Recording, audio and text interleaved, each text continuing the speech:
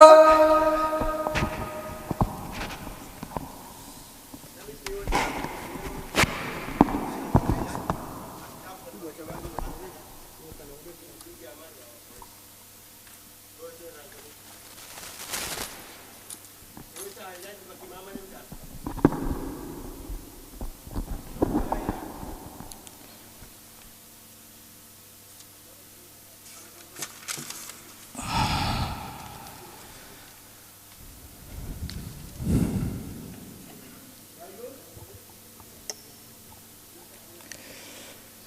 الحمد لله نحمده ونستعينه ونستغفره ونعوذ بالله من شرور أنفسنا ومن سيئات أعمالنا.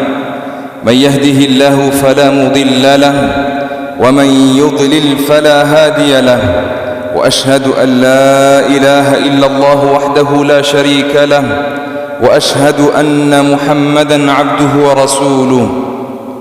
يا أيها الذين آمنوا اتقوا الله حق تقاته ولا تموتن إلا وأنتم مسلمون.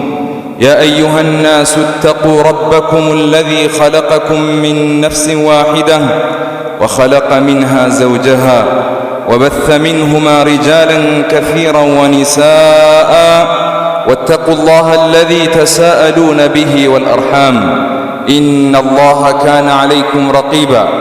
يا أيها الذين آمنوا اتقوا الله وقولوا قولا سديدا يصلح لكم أعمالكم ويغفر لكم ذنوبكم، ومن يطع الله ورسوله فقد فاز فوزا عظيما. أما بعد، فإن أصدق الحديث كتاب الله، وخير الهدي هدي نبينا محمد صلى الله عليه وسلم، وشر الأمور محدثاتها، وكل محدثة بدعة، وكل بدعة ضلالة، وكل ضلالة في النار. أمة الإسلام، قبل كل شيء أوصيكم ونفسي بتقوى الله عز وجل.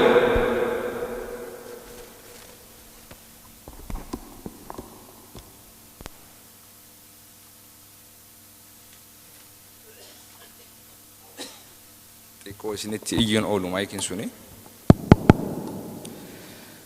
duba eega rabbii subhaanahu wa ta'aalaa galata rabbiif galchinee nabi muhammad sallallahu alayhi wa sallam nagaa fi rahmata kadhanneef hin boodatti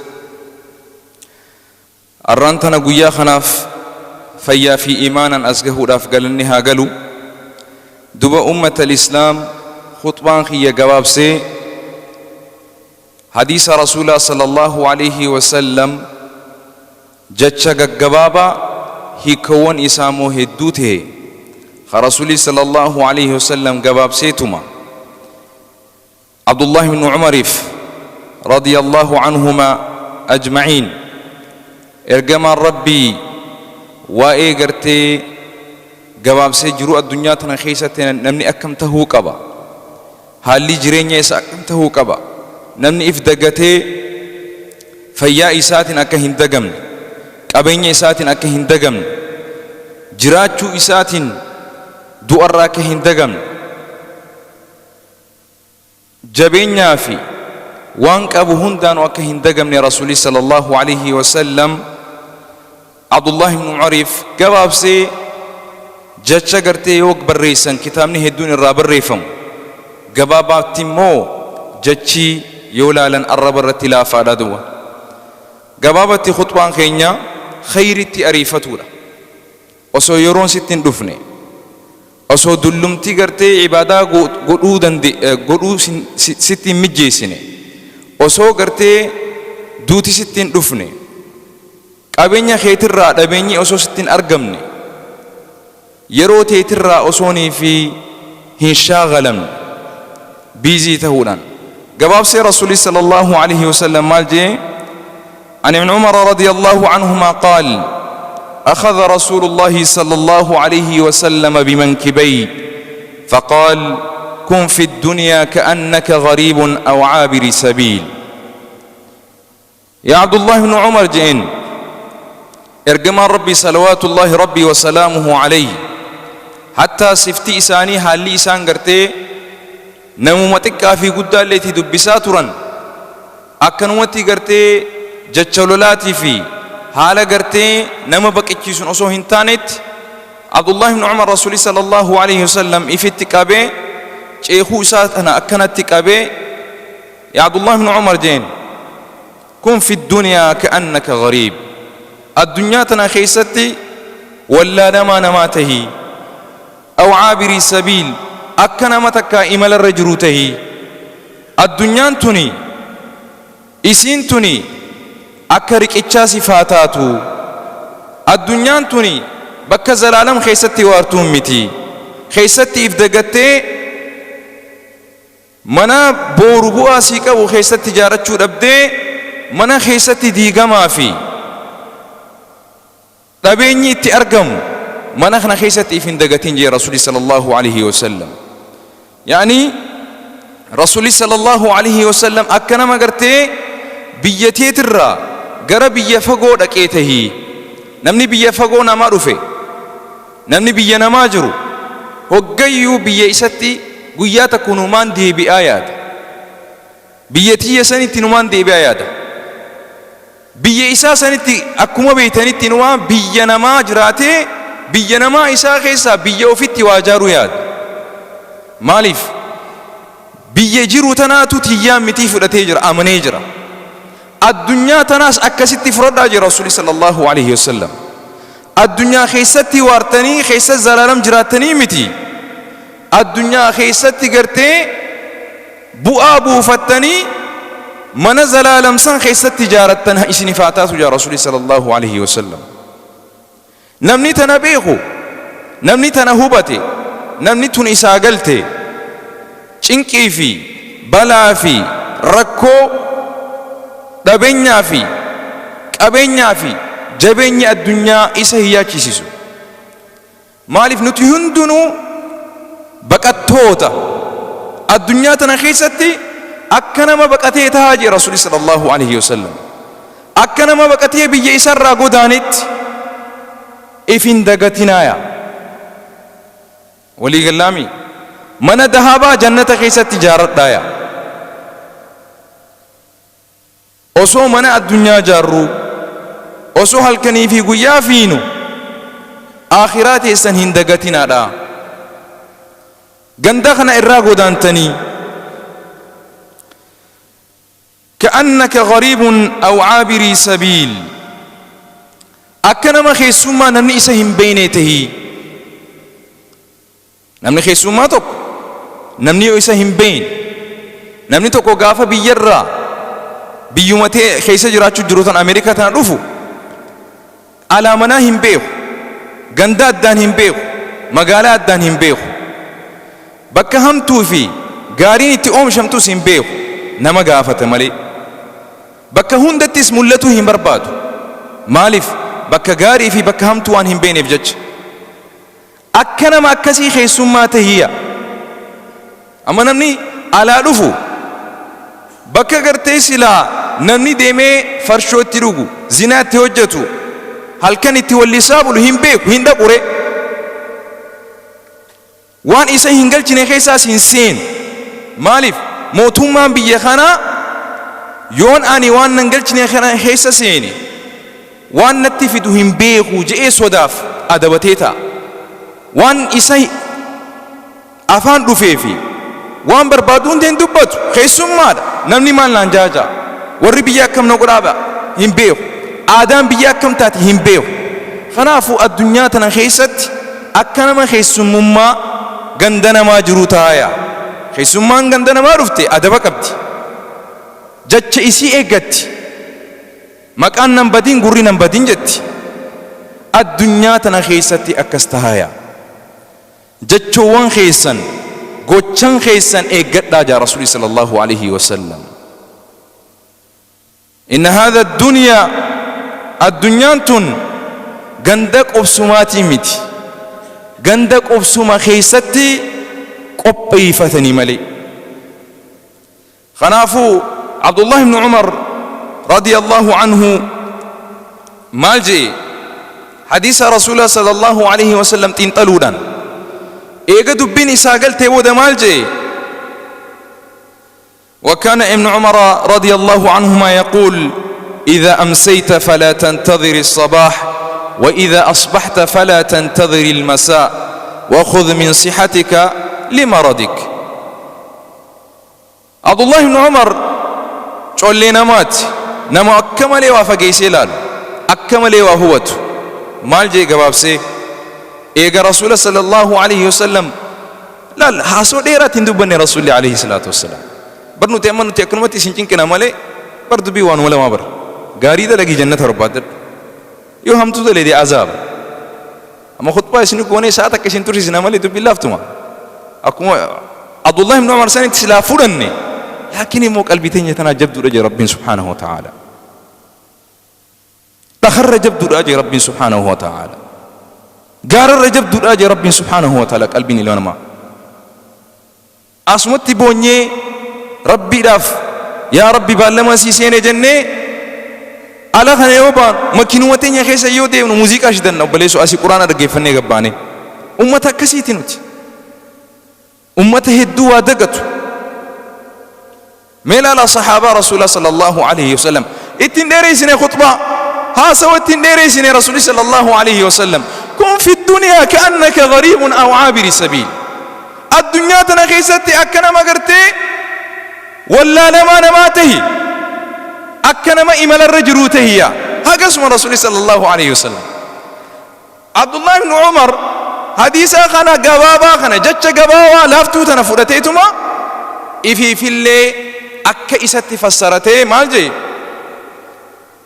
خمال جوتي إذا أمسيت فلا تنتظر الصباح وإذا أصبحت فلا تنتظر المساء.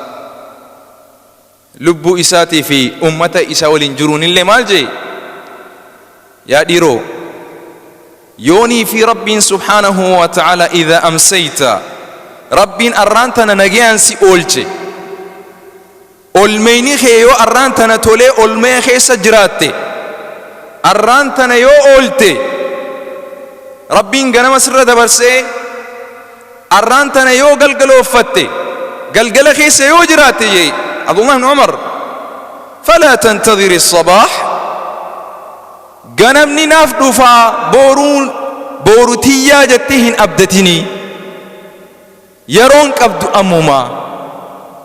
أموما أنت إرا قود فرطوتي لبوتي تفانسي فيدو هجدو يا نما فرشو رويدي جرتو يا نما زنا هجدتي جرتو يا نما ربا خيس جرتو يا نما هذا في أبتي متى جبات يا نما صلاة في صلوات في جمعة في جماعة لكست يا نما ربي سبحانه وتعالى متى جبات هيرين أما خيس جرتون هيري بليون بتمو هندن ديني هيري تنرى فايدة ميجا دقيقة تنبود ننجرات دان سني تنو ربي تمليتي تيمتيا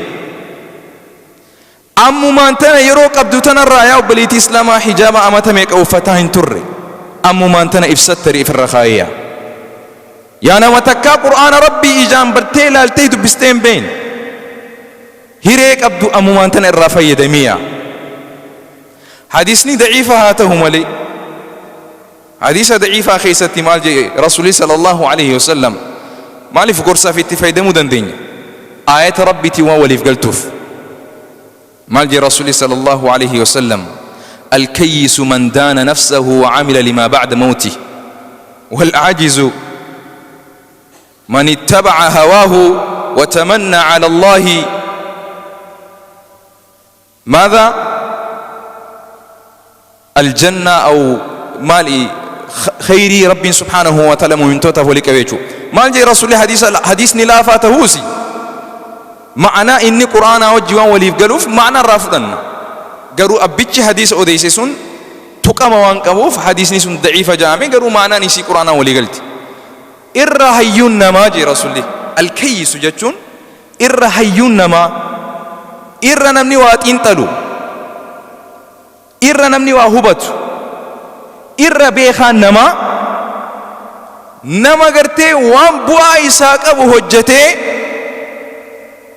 دوران درسي من دان نفسه وعمل لما بعد موته nama lubbuu isaa tana gamaggamu, nama lubbuu isaa tana qoratu, xisaabu. Arraan tana masgida dhafuun kiyya maal bu'aan haa qaba? Jecha kana jechuun kiyya kun maal bu'aan hawaasaaf? Facebook irratti haa ta'u, minbara irratti haa ta'u, Starbucksitti haa ta'u, mana keessatti haa ta'u, bakka gartee ganda hamaa dhaquun bu'aa maal naa qaba addunyaa fi akhiratti? Qur'aana qara'uun bu'aa maal naa qabdi addunyaa fi akhiratti? Nama lubbuu isaa gamaggamu waan takka osoo hin hojjenne. Mu'mina jechuun nama collee namaati jechuun nama akkanaati. Nama hayyuu namaati jechuun faranjillee maal jettiin? Highly intellectual intelligent jettiin nama akkanaa kana. Nama gartee akkaan hubannaan isaa guddaate akhi, nama gartee waan bu'aa isaa hin qabne hojjetu miti. Nama waan yoo rabbii dura booru dhufe daqiiqaa tana keessatti yoo du'e fuula rabbii dura yoo rabbii isa dhaabe waan hojjete saniin fuula rabbii duratti itti gammadu duba. Wanni tun na baasti moo nan baastu? Namni gizee biizinasa dalagu yoo hattaa wallaalaallee tahe nama digirii sanii qabu, nama gartee maarkeetingii beeku, nama biizinasa keessa isa dura ture deemee gaafata.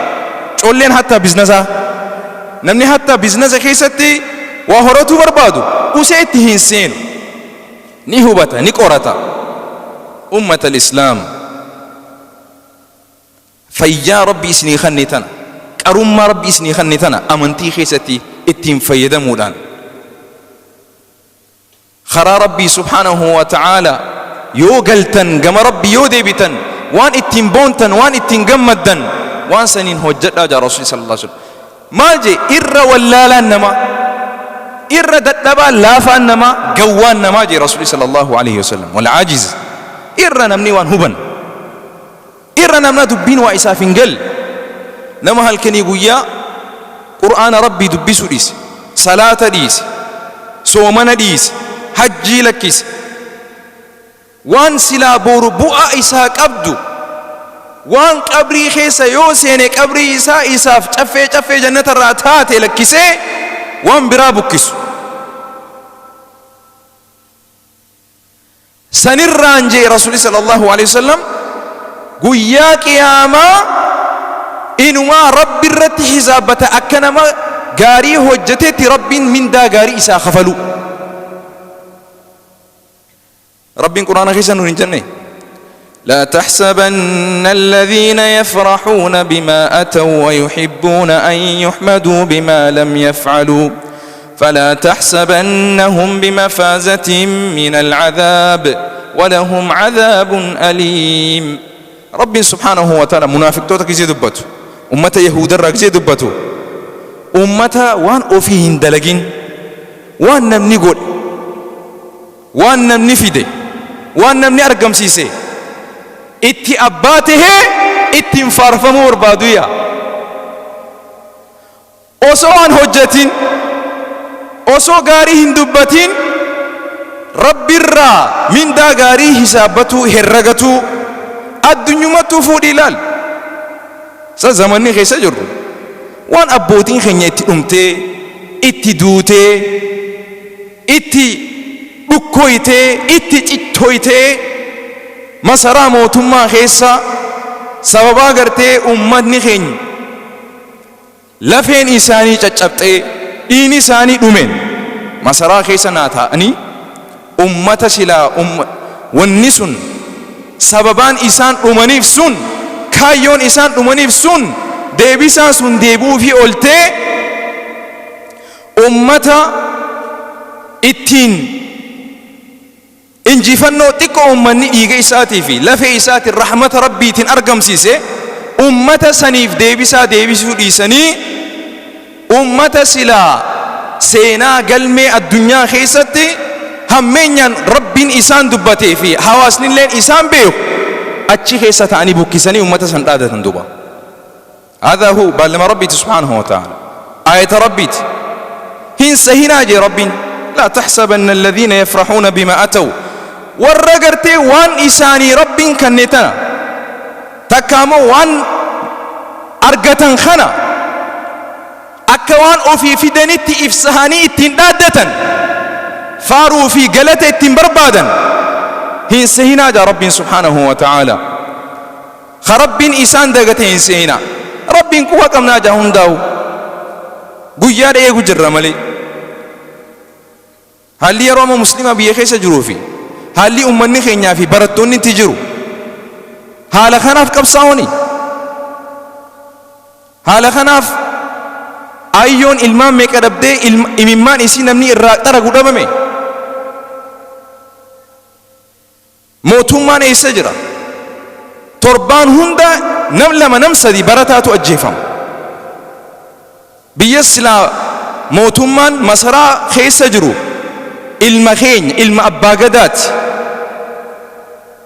إلما كايوك أبوت إلما قرتي أمتا سيناك أبوت أمتا خواجاك أبوت جي حواسني إجرى قد تبسطي إرى أوسيتا وجو قيتك وبراتان تكو أجيفا موساتف إن يتوت عليا نمني خوان أجيفا ميف رقا فيك أبتمن نمني سن قرطمي سيرات إيهاتو قبج إن يتو قافت موتومان أروميا جامو إي سجرة إيفا من أقودا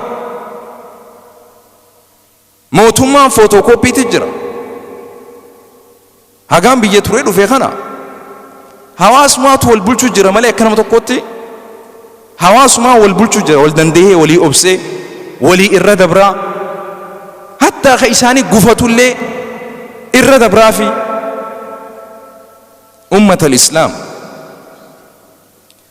موتوما نما مليون لكاو مغبه سغليتين قبينيا خين على منخين نراهم تكنا قبينيا خينيا ايغوم سنو غودا اما بيا غافه دريرو توري مني چرچي دا ورانا نيغم چرچي ورانا نيغم مني مسجد مو غبروتن وربي تو ايغچو جر مسجد ساپيان خيسه جرو سباتنيا جانين جولي قيرو تو بولا ايغچا توري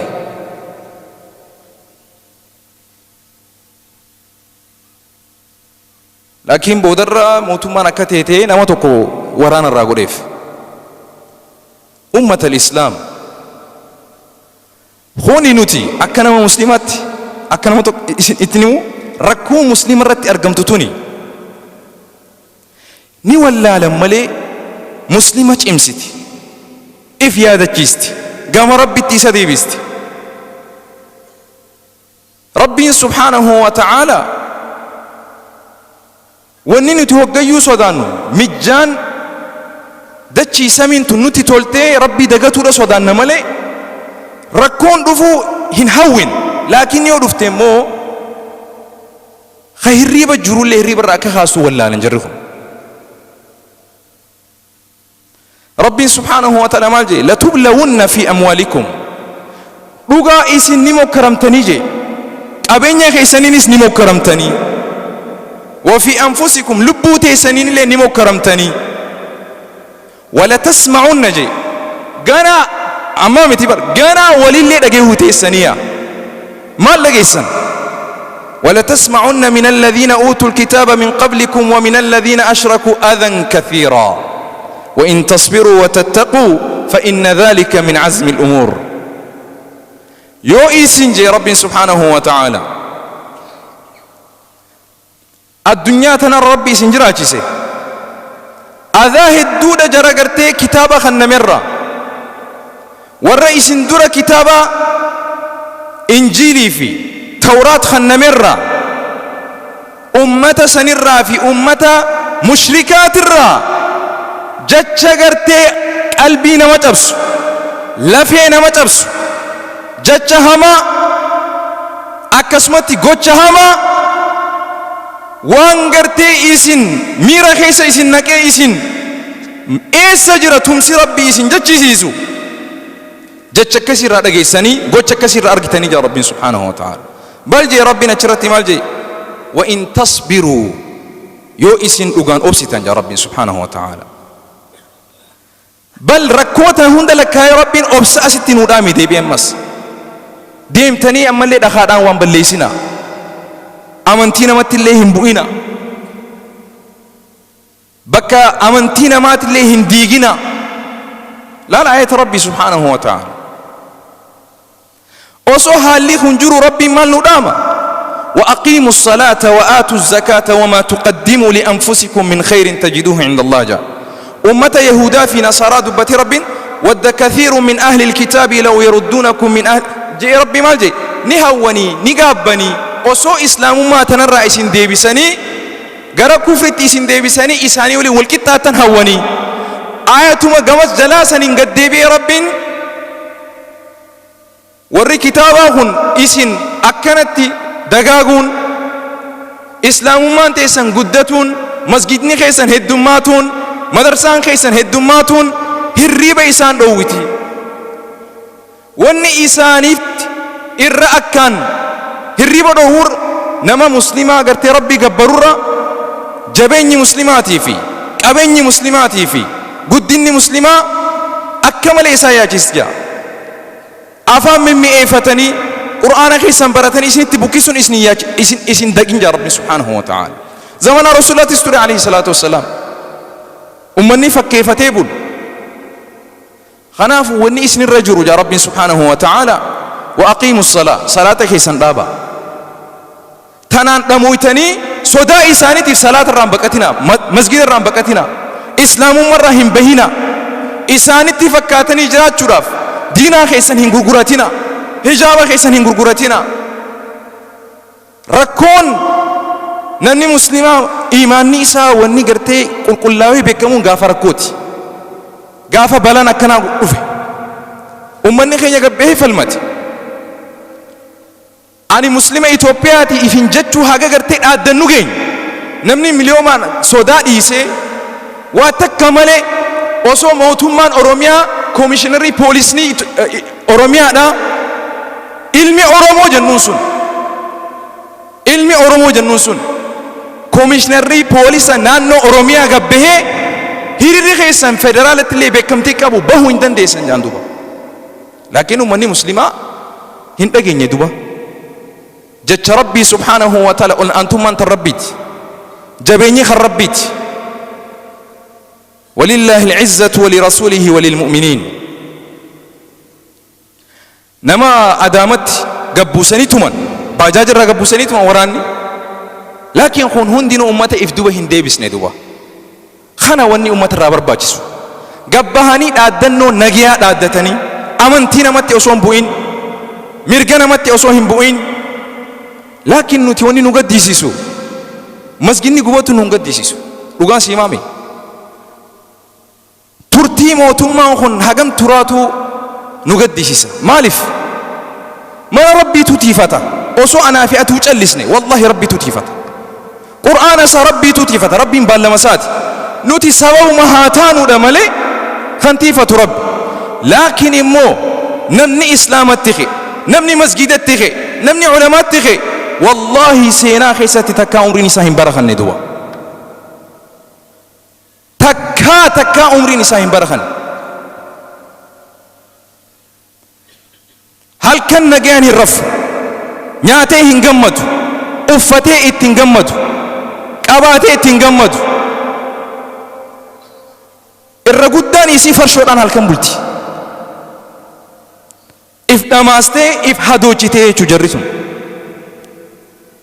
غنما خاتي بكستك ديرتمو قال هريبا يسي سيري يسير نجار رفون ديسو هم بالما ربي سبحانه وتعالى صدا ربي تقول لك سنجي قلبه مساني خيسته أما اللي أمة الإسلام وندا منوتي تنخيس يونوتي أما اللي ربي تولي ورا تولي حواسا تولي قبروت ربي تولي بيتي نسني تولتي حواس نسني تولي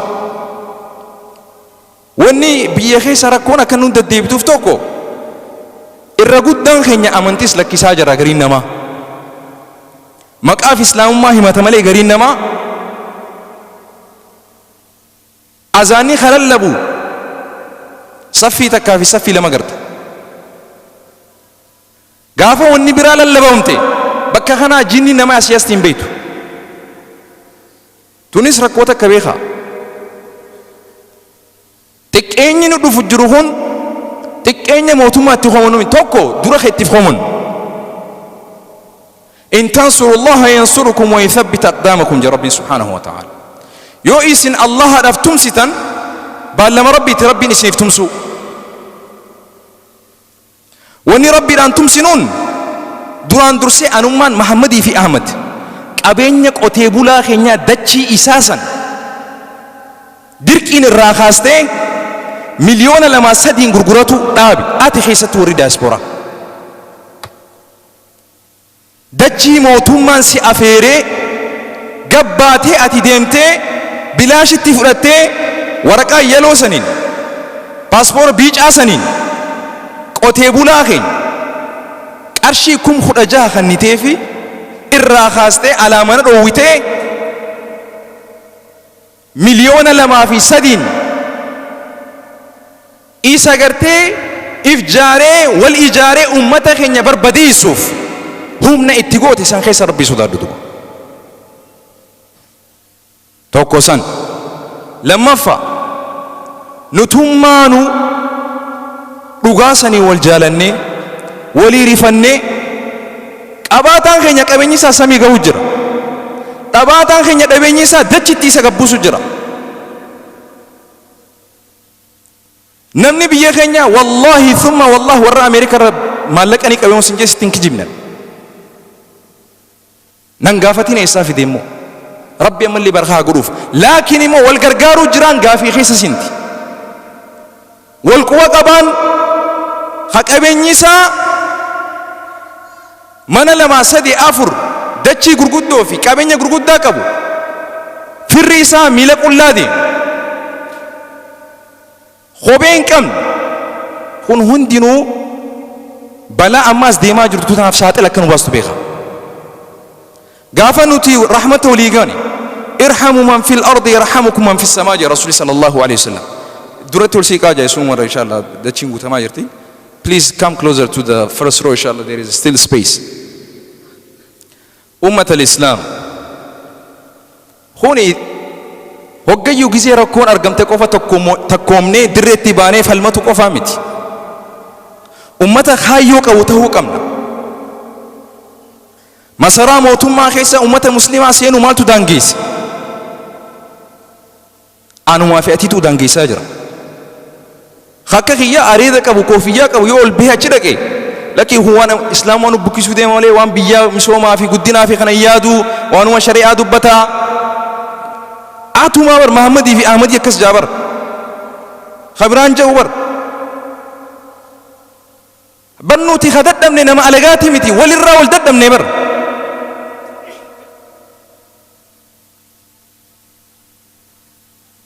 ummat al-islam furmaan yoo dhufe jabaa keenya jabeessuun laafaa keenya jabeessuun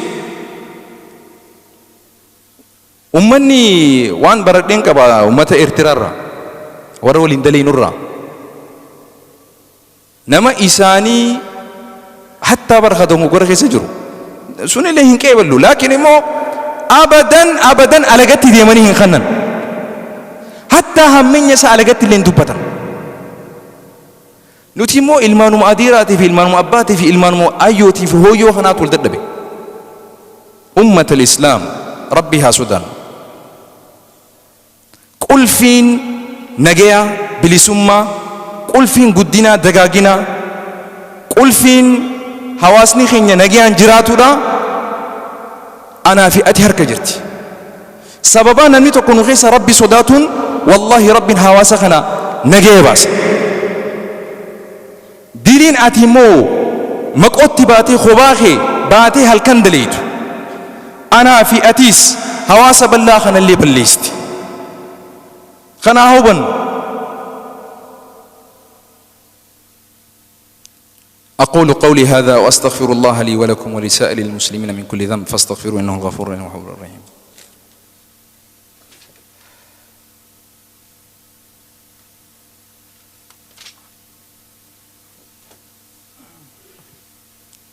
الحمد لله والصلاة والسلام على رسول الله وعلى آله ومن والاه وبعد.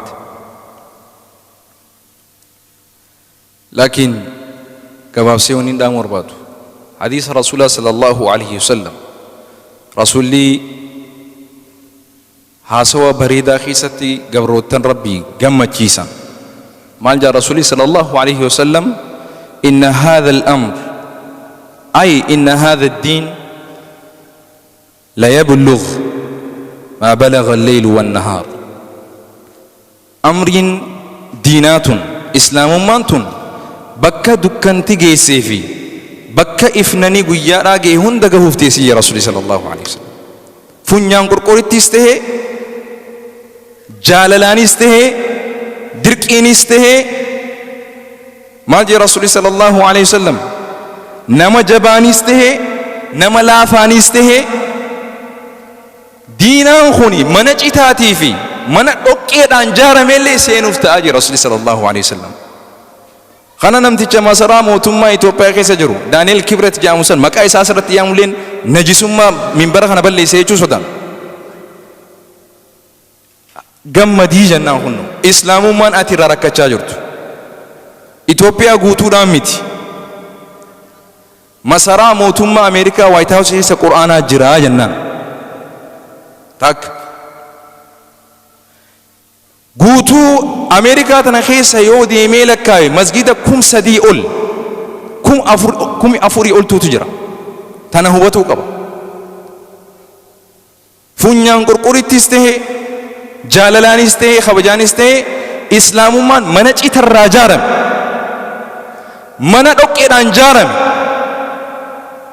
tokkollee osoo hin seenne hin haftu jee rasuuli sallallahu alaihi wasallam. Kana beekeega yoo achi keessa jiraatee ummata muslimaa tajaajilu yoon taan immoo arrallee boorullee gibira hawaasa muslimaatiin achi keessa taa'ee jibbinsaa fi ummata muslimaatiif qudhaa dhabuun ammallee ni balaaleeffan. Kanaafuu wanni isin gammachiisuu barbaan rakkoon ummata muslimatti heddummaatuun jabeenya keenyaa fi tokkummaa keenya mul'isuu qofaa fi daran islaamummaan dagaaguu yoo taate malee waan biraas ittiin seen. Rabbiin irratti obsaa jee Rabbiin subhaanahu wa ta'ala. Wa in tasbiru wa tattaqu fa inna dhalika min azmi al-umur. Yoo irratti obsitanii Rabbii sodaatan ammallee isin ummanni halkanii guyyaa wanni achirraa bukkisee isin sodaachisuuf amantii gad lakkistanii masgida jaaruu lakkistanii hijaaba lakkistanii gara isaaniitti akka deebitaniif abadan kana Rabbiin didee jira.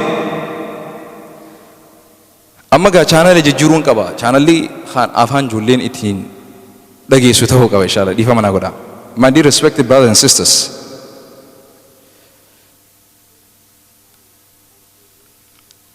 may Allah subhanahu wa ta'ala protect us from all the evils and the devils. Earlier I was talking about the hadith from the Prophet sallallahu alaihi wasallam that was narrated from Abdullah ibn Umar.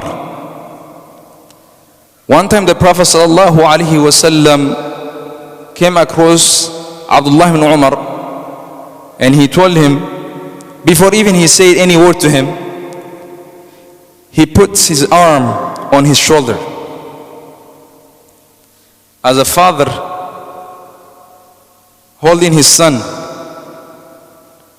and giving a fatherly advice to his son, as Luqman, the one who was given a wisdom, have done to his son.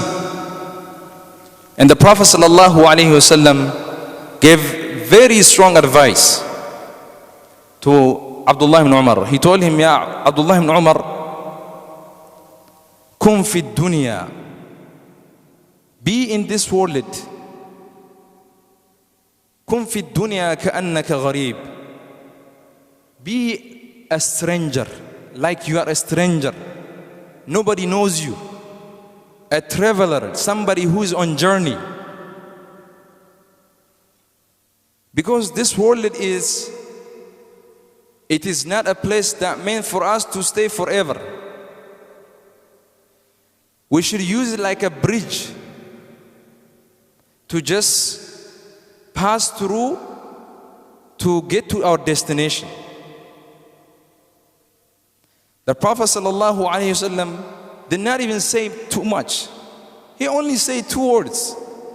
Be in this world as you are a stranger. You know, a stranger means nobody knows that stranger. When somebody is coming from different neighborhood or from different states, he does not know the state, he does not know the people, he does not know the places. He does not involve in everything. He's very careful, or she's very careful. They don't say everything that comes to their mouths. They don't utter everything. They watch their mouths because they don't know what the society around them would say to them, because they're not used to this culture. So what we learn from this magnificent hadith, that be mindful of Allah subhanahu wa ta'ala. Do not take this life as you're gonna be living here forever. Use your time wisely. Take, as another hadith the Prophet ﷺ said, take advantage of 5 before 5. The Prophet ﷺ saying, take advantage of 5 before 5. اغتنم خمسا قبل خمس. And this wise man, Abdullah ibn Umar, he analyzed the Prophet ﷺ saying, and he said on his own word, كن في الدنيا. No, he said, إذا أمسيت فلا تنتظر الصباح. If you happen to leave during the day, do not wait for the night. Make sure you take advantage of the moment that you are living right now. That's what Abdullah ibn Umar said. فَلَا تَنْتَظِرِ الصَّبَاحِ. Do not expect the morning, because it's not yours, it's in the hand of Allah subhanahu wa ta'ala. Your moment is at this moment. You don't know what's coming after this. I may or you may leave Jum'ah today. There is how many mashayikh or ulamas that were given the khutbah, the speech on the minbar, and who have died. Have you not seen videos on YouTube? A sheikh giving a khutbah, speech to the gathering like this, as he was saying, Ya ayyuhalladhina amanu ittaqullaha haqqa tuqati, he passed away. And this is what the Prophet sallallahu alaihi wasallam says. اغتنم خمسا قبل خمس. Take advantage of 5 before 5. Take advantage of your youth before you get old. Take advantage of your wealth before you become poor. Take advantage of your health before you become sick. And take advantage of your time before you become too busy to even come to the masjid. Sometimes when you have too many kids, you're gonna be babysitter. You may not be able to even come to the masjid because the kids are not able to sit with you in the masjid. Maybe your wife is working. You cannot even attend to the Jummah prayer. Why? You have a small baby and another 5 kids running around. Are you gonna watch them, or are you gonna come to the masjid? The Prophet ﷺ said, take advantage of your time, your health, your wealth, and your life before death. Ikhwani fillah, this life is a test for us. You know, as one of the weak hadiths in the narration of, I can't remember the exact Sahaba who was having issue why this hadith became weak because of this person. Although we don't use the hadith, but we can take the meaning of the hadith. The Prophet ﷺ said, the wise man, intelligent, clever, and highly intellectual person is the one who does the good. First of all, the one that sits and think about, should I do this? Is this gonna be beneficial?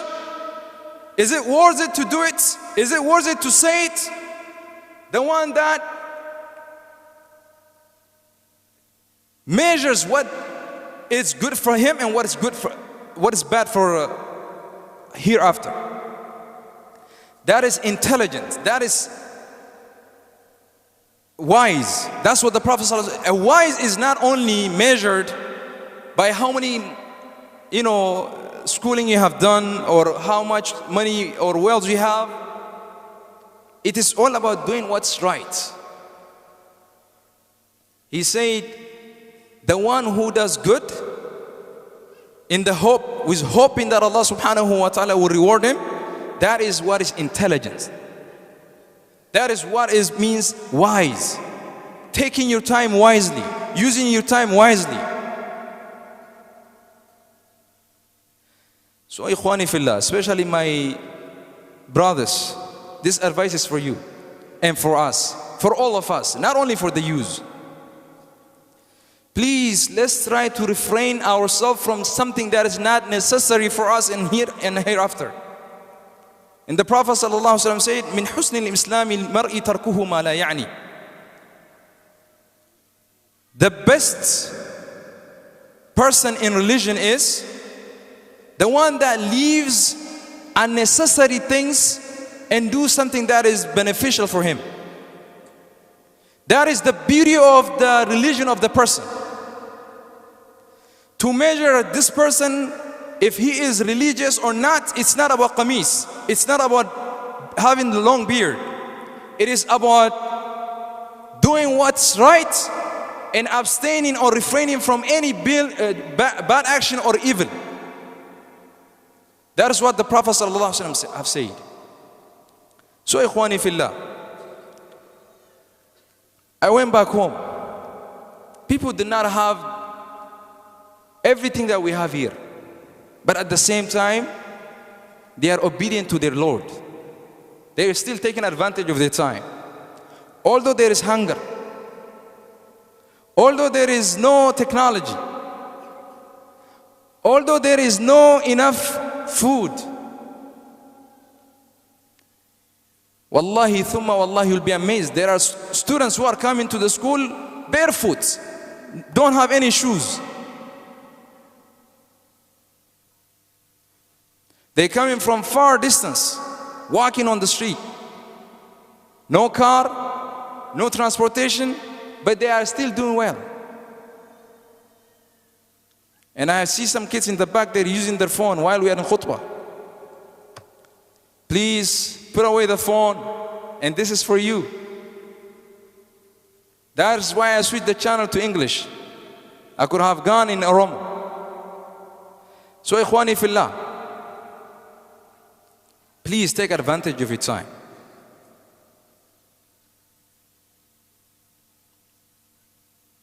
Take advantage of your wealth and your health.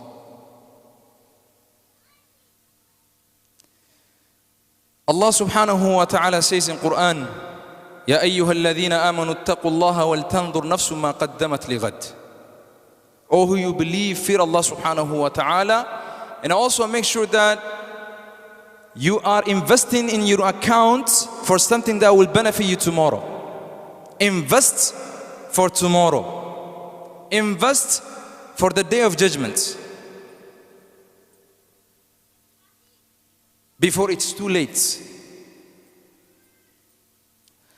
So my sincere advice for the parents is, we are the reason for our kids to be guided or for misguided. The other issue that we have as a principal of Islamic school, for 400 students in the masjid here, the issue we have, we are not having enough support from the parents.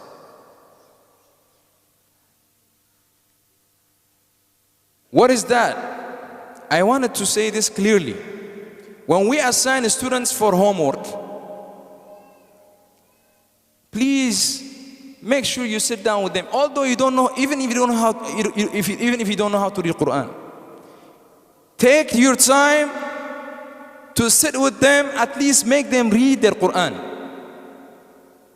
But the problem is, we blame you, you blame us. It's becoming just blaming each other. The madrasa is not teaching this, the madrasa is not doing this. Wallahi thumma wallah, 99% is the parent, not the school, not the teacher. I've seen a parents, when students are coming from school at 5 o'clock after school, you know the first thing they do, they open up their backpack and they check if there's homework in the backpack. That is a wise parents. They open it up, they see the folder, and they check if the students are doing well or not, if there is a message from the teacher or not. Why we don't do that with Islamic school?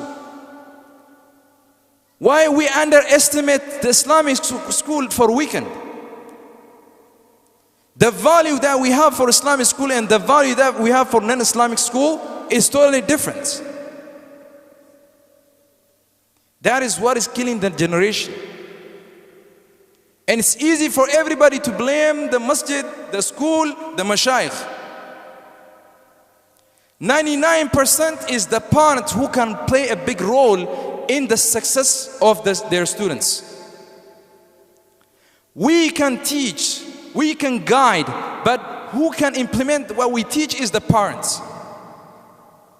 If we teach how to pray, if we teach how to make wudu, if you don't go to the bathroom with them and show them how to make wudu, it is nonsense. It doesn't help. If we teach them how to pray, we're not going to be there with them for 24/7. You as a parent, you are at home with them. If you don't get up for Fajr and you don't wake them for Fajr, and what's the point of me teaching them and telling them the value of or the benefit or the virtue of praying Fajr?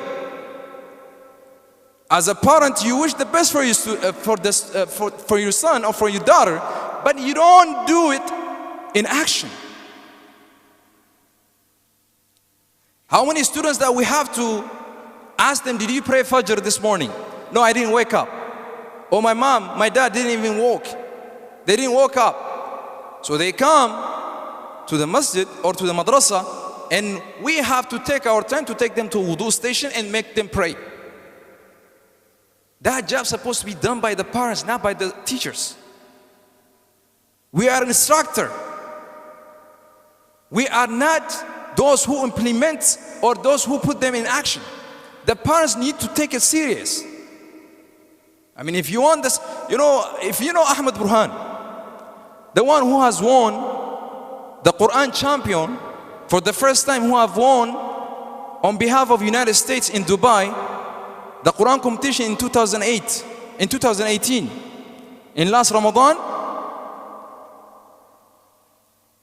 Alhamdulillah, may Allah subhanahu wa ta'ala bless him more. When I ask about his life, 99% his dad is with him. You can pretty much say his dad have played a big role for him to be where he is today. Beside the teacher, Ma'alim Abdul Nasser.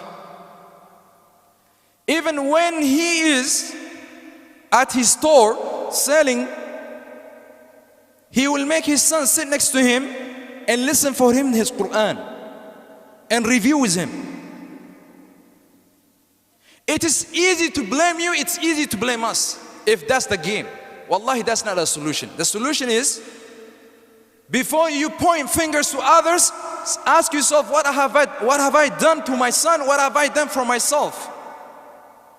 Wallahi, you will find out there is a shortage and you can find out a solution for it. The issues that we have in our generation right now, it's not all about, we have the beautiful masjid, we have a beautiful gym in here.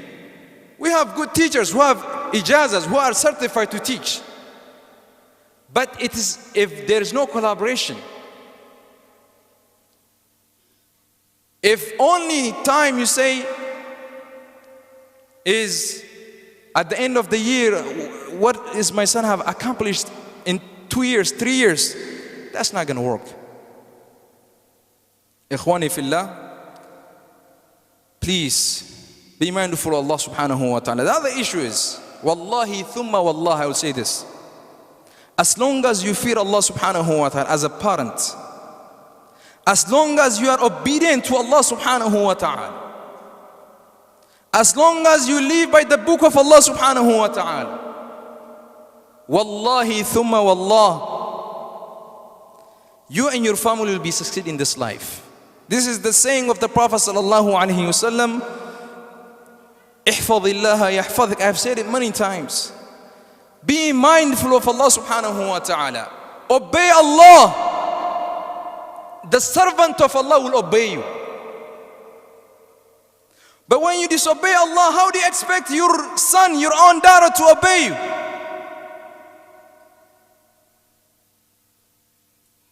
The condition is very easy and simple. You don't need a big formula for this. Do the right thing, your son will do the right thing. Do the right thing, your daughter will do the right thing. Otherwise, you will pay back. It's time for Fajr and you don't get up, and you ask your son to do something, you did not respond to the command of Allah, and you expect your son to respond to your command. Is that fair? It's unfair. And Allah is justice.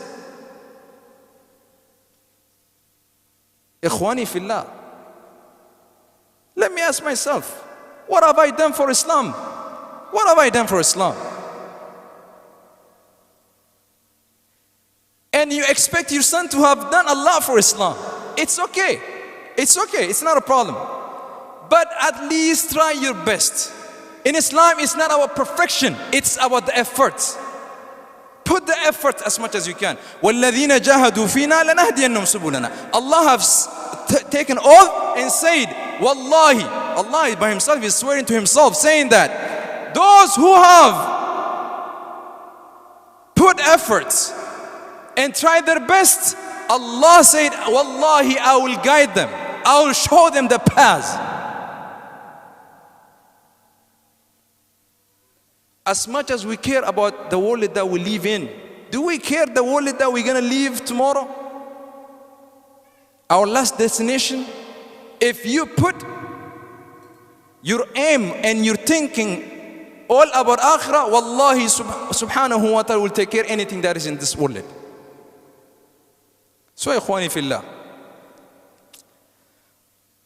I know there is a crisis of opioid just recently, right now. You know, as my other part-time job, I work in the hospital too. We have someone who is still unconscious, who's 18 years old, just because of what we have. Wallahi thumma wallah, my brothers, young brothers and youths, whatever we do, it's very simple. Let me tell you the formula for you to live a good life in this life. Luqman, the wise man, who was given a wisdom, when he was talking to his son, he didn't give him too much thing to do. He didn't list a lot of things. All he said, Ya bunay, oh my beloved son, oh my beloved son. We should talk to our kids like this too. And instead of, hey, do this, do that. La, la, la. In Islam, Allah subhanahu wa ta'ala is teaching us also how to speak to our kids. Oh my beloved son, Ya bunay, aqimis salah. Establish the prayers. Look, he did not command him to do anything else. Just pray. Why? Inna salata tanha anil fahsha'i wal munkar. If you sincerely pray for the sake of Allah, if you sincerely to please Allah subhanahu wa ta'ala, if you pray not to please anyone, not to show off, not to be, commented as you are a religious or a pious person, but as long as you pray and you put your head down for the sake of Allah, not to please anybody, wallahi thumma wallah, Allah said, Inna salata tanha anil fahsha'i wal munkar. The salah that you pray, not even anything else, akhi. You are as a believer and you pray 5 times a day and you are committed to it. Wallahi, thumma wallah, Allah will protect you from drug, alcohol, from fornication, adultery. That salah will become as, what do you call it? A shield. You know what is a shield? When you have, the protesters are protesting, sometimes you have the police officer having the shield to just back off the protesters. The salah will become a shield for you to protect you from all these evils.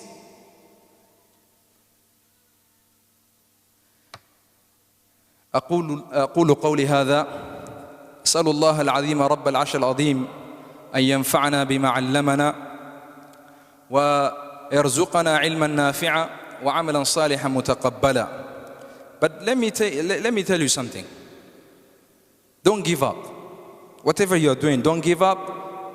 There is still hope that Allah subhanahu wa ta'ala, inshallah, this nation will rise and do the right thing and be the best nation of this nation. Insha'Allah ta'ala. Whatever that has been past is past. But take advantage at this moment. Say to yourself, we are in 2020 right now. We are in 2020 right now. Have a list of things that you should be getting rid of it. One by one, try to change yourself as much as you can without judging anybody else, without exaggerating what you're doing. Just be obedient, be the servant of Allah subhanahu wa ta'ala. Ikhwani fillah, asmaratin gababsa, Rabbin subhanahu wa ta'ala biyatain biyanaga Rabbinu hagud. Ilman khin ilman naga Rabbinu hagud. Ilman ra rakkacha jirru khana dura lubbu teenya ra harakkannu. Dura ifaji jirru nutummanu. Waan joolleedhaan godhaa jennu san ifi bisaagoon. Irraa isaa fagaannu. Ofii Rabbi didaa joolleen nu diddee jechuun hin taatu. Rabbiidhaa toli, Rabbiin sii tola. Kuni baallama Rabbiiti. Wanni hadiisa dheeraa walitti hin jiru. Wallahi Rabbiidhaa toli. Rabbiin wanni siif hin tolle hin jiru. Kun baallama Rabbiiti. Ilmaan keenyaas wanni guddaan du'aa'ii barbaaddi. Kadhaa Rabbii barbaaddi. Masjida waliin dhufuu barbaaddi. Qur'aana isaanii madarsaan akkana taate, masjidni akkana ta'e qofaa miti. Maal godhuu jirtaati Qur'aana isaaniitiif? Ijoollee madarsaa qofatti erguudhaa miti. Akka haadhatti akka abbaatti maal godhaa jirta? Nuti hagi dandeenyu, hagi godhuu dandeenyu. Wayi atilleen gargaarsa kee guddaa barbaanna jechuudha. Kana wanni dhaammannu Rabbiin biyya teenya biyya nagaa Rabbiin haa godhu. Mootummaa hawaasaan tolle, biyya hin tolle, gabroota Rabbiitiin hin tolle, dachii samii hin tolle Rabbiin nurraa kaasu. Amiin jettu mootummaa nuuf hin tolle, biyyaa hin tolle, gabroota Rabbii hin tolle, beeyladaa hin tolle Rabbiin nurraa kaasu. Mootummaa nuu tolu, hawaasaa tolu, warraa tolu, biyyaa tolu, haqaaf dhaabbatu Rabbii bakka nu haa buusu.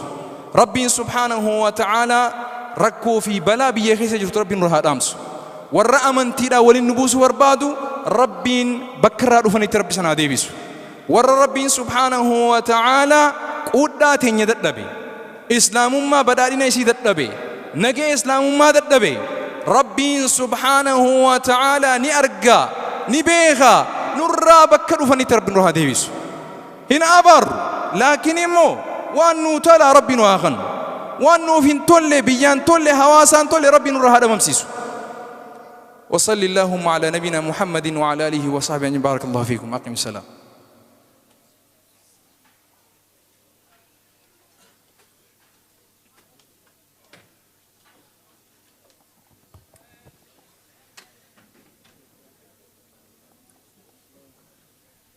الله أكبر الله أكبر أشهد أن لا إله إلا الله أشهد أن محمدا رسول الله حي على الصلاة حي على الفلاح قد قامت الصلاة قد قامت الصلاة الله أكبر الله أكبر لا إله إلا الله. استووا أقيموا صفوفكم اعتدلوا. الله أكبر.